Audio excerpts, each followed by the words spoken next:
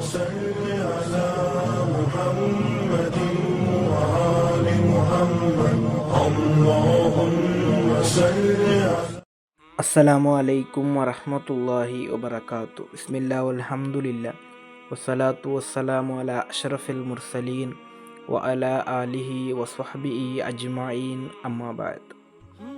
ಹದೀಸ್ ತರಗತಿ ಕೇಳುವಂತಹ ಸಂದರ್ಭದಲ್ಲಿ ಈ ಒಂದು ಸುವರ್ಣ ಅವಕಾಶವನ್ನು ನೀವು ನಷ್ಟ ಹೊಂದಿಸದಿರಿ. ಪ್ರತಿಯೊಬ್ಬರಿಗೂ ಕೂಡ ಜೀವನದಲ್ಲಿ ಅನೇಕ ಬಾರಿ ಈ ಒಂದು ಸುವರ್ಣ ಅವಕಾಶ ಸಿಗುತ್ತದೆ, ಆದರೆ ಇದನ್ನು ನಾವು ನಷ್ಟ ಹೊಂದಿಸ್ತೇವೆ. ಇನ್ನಾದರೂ ಇದರ ಮಹತ್ವವನ್ನು ತಿಳಿದು ನಾವು ನಷ್ಟ ಹೊಂದಿಸದೇ ಇರೋಣ.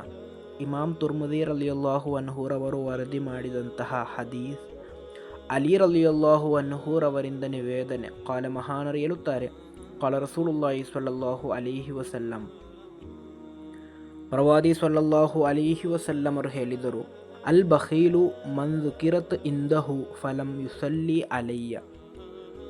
ಬಖೀಲ್, ಜಿಪುಣ ಅಂದರೆ ನನ್ನ ಹೆಸರು ಕೇಳಿಯೂ ಕೂಡ ನನ್ನ ಮೇಲೆ ಸ್ವಲಾತ್ ಹೇಳದಂತಹ ವ್ಯಕ್ತಿ ಎಂದು. ಈ ಒಂದು ಹದೀಸ್ ತರಗತಿಯಲ್ಲಿ ಅದೆಷ್ಟೋ ಬಾರಿ ಪ್ರವಾದಿ ಸ್ವಲ್ಲಲ್ಲಾಹು ಅಲೈಹಿ ವಸಲ್ಲಮರ ಹೆಸರುಗಳು ಬರ್ತದೆ. ಅದು ಆವರ್ತನೆಯಾಗಿ ಬರುವಂತಹ ಸಂದರ್ಭದಲ್ಲಿ ಪ್ರತಿಯೊಂದು ಬಾರಿಯೂ ಕೂಡ ಅದನ್ನು ಕೇಳುವಾಗ ಸ್ವಲಾತ್ ಹೇಳಲು ನಿಮಗೆ ಮನಸ್ಸು ಬರ್ತಾ ಇಲ್ಲ ಎಂದಿದ್ದರೆ ನೀವು ಜಿಪುಣರಾಗಿದ್ದೀರಾ.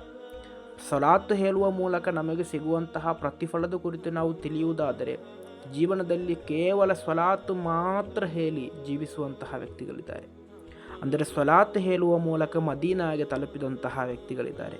ಪ್ರವಾದಿ ಸಲ್ಲಲ್ಲಾಹು ಅಲೈಹಿ ವಸಲ್ಲಮರ ದರ್ಶನ ಭಾಗ್ಯ ಸಿಕ್ಕಿದಂತಹ ವ್ಯಕ್ತಿಗಳಿದ್ದಾರೆ.